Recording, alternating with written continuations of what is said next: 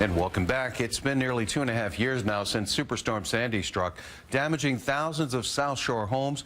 One part of the rebuilding effort that has slowly unfolded is the state using federal Sandy relief money to buy up properties that homeowners either couldn't or did not want to rebuild themselves. Now those properties are headed to auction, where buyers willing to raise and protect the homes could be getting the deal of a lifetime. These homes will be built in a stronger, more storm-resilient manner. That was the whole purpose of this program. Some of the people were elderly. They didn't want to go through the whole process of rebuilding again.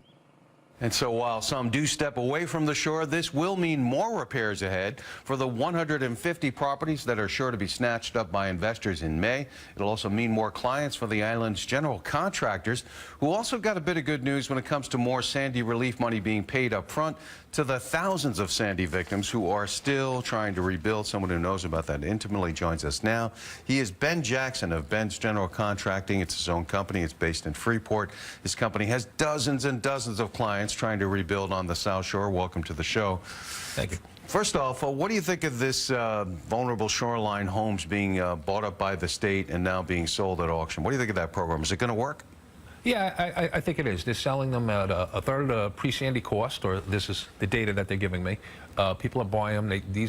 The only houses they have were substantially damaged, which means they have to be brought up to code, including the current elevation. So they're going to be safe. They're going to be built to current standards. Why did the homeowners sell? I mean, this is not the program where they're returning it to nature. These are homes that could have been restored. Why did they walk away and take the state's deal? A lot of people don't want to deal with the paperwork. A lot of people don't want to go through the trouble. A lot of people don't want to go through construction. There's a lot there.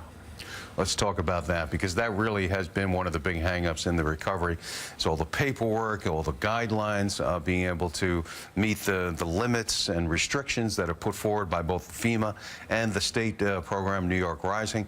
But now supposedly a little bit more money, 25% more, is going to be paid out to Sandy homeowners that are in the middle of repairing their homes. Explain that. Yeah, this is something we've been fighting for a long, long time, and I really appreciate the fact that they have listened and they have changed the program. Unfortunately, right now it's not for opt-in elevations. It's only for people who are required to elevate, but they are working on changing that program. They did say that they want to also make it available for people who are opting in to elevate. So it may get extended yet. Yes, it more than likely will. But there's still quite a few people who are doing this elevation. I've heard estimates anywhere right now of 800 to 2,000 people are in this process. Yeah, I mean, the paperwork, you know, it seems as if there's not a lot of accountability with the caseworkers. They may not be being trained well enough. The state has dished out a lot of money, and on a public sector, you know, they've had a lot of turnover it good, too. But from the private sector, it's very slow. And the reality is, people are out of their homes. It's 2.5 years. People are still out of their homes today. And in fact, this program of handing out an additional 25%, used to be you only got 50% to start and 50% at the end. That was keeping a lot of people from being able to do the job in the first place, because what? Contractors don't want to get paid that way, do they? Well, they can't. I mean, you can't carry that kind of money. You know, everybody thinks we're rich guys, but we're not. We're earning a living. We're feeding our families, you know. Yeah, you can't be expected to front half of the repairs. No.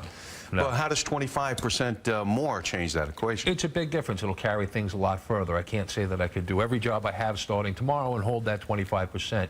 I mean, one of the other big issues is how quick it takes to get that released. We have some jobs that have been finished 4 months, and they still have not gotten that second 50%. So the timing is really a big factor here. So, I mean, if you had the money, this is not as much of a hardship, although nobody ever likes to part with this kind of money.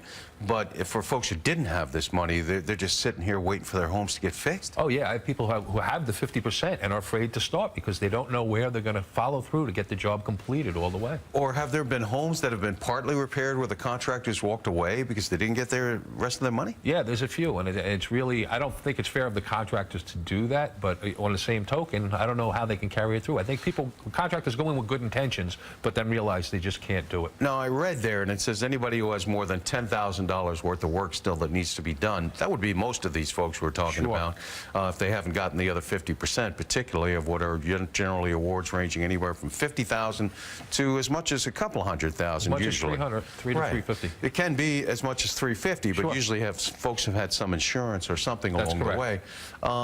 Then they have to get the home inspected again? Yeah, if it's more than $10,000, they have to have an inspection. So more paperwork, more waiting on government bureaucracy? They have to re-sign the grant agreement. in the discussion, we had a meeting last week. The discussion they had, they said they are going to try and minimize it. They are going to try and have the check turnaround 48 to 72 hours after the inspection's been made. I'd like to see it happen. So the paperwork isn't disappearing with this? It's not disappearing. Actually, you have to re-sign the grant agreement if you want that second 25%. Okay. So for folks who've had trouble with keeping their paperwork together, it's been a disaster. But if you were doing it, at least there is a process that's moving along now where they're going to give you more money and hopefully help you get the project done. I also saw in this latest agreement that they have an SBA hardship. What is that about? Is that the Small Business Administration loans that people took? Yeah, that's correct. If you applied for a loan but didn't take the money, they still count it as a duplication of benefits. Now, duplication of benefits means you can't get the grant money for the amount of the SBA Which you loan. don't have to repay. Even if you didn't take it. So you didn't take the money and they're still carrying that on the books against you because you applied for it? That's correct. But what they did, which I got to give them a lot of credit for, is they said, look, you can give us some paperwork showing that you can't afford to pay this loan, maintain your house, and they will excuse it. Oh, thank you very much. More paperwork, though. Where do you rate this recovery 2.5 years later? Hard to compare it to, you know, on a standard of people being home. I'm not too happy about it. I'm not too, you know, I think it's crazy. It takes 2.5 years to get people home, and still people aren't home. People haven't started yet. Well, you stayed with it. People have noticed that. You even have some volunteers that go out and fix up homes. I think you do it every Saturday. Every Saturday, we work very hard. It's United Friends of America. We're out there volunteering. We're out there helping. You can find us on the web. You can find us on Facebook. And you'll be doing it again this Saturday. Every Saturday. So join United Friends of America. Yeah, absolutely. Yeah, you can help out that way, even as the wheels of government and the money Helping our neighbors is great. slowly rolling along. Yep. Ben Jackson of Ben's General Contracting, thanks for stopping in and talking with us about the latest chapter in the ongoing Sandy rebuilding story.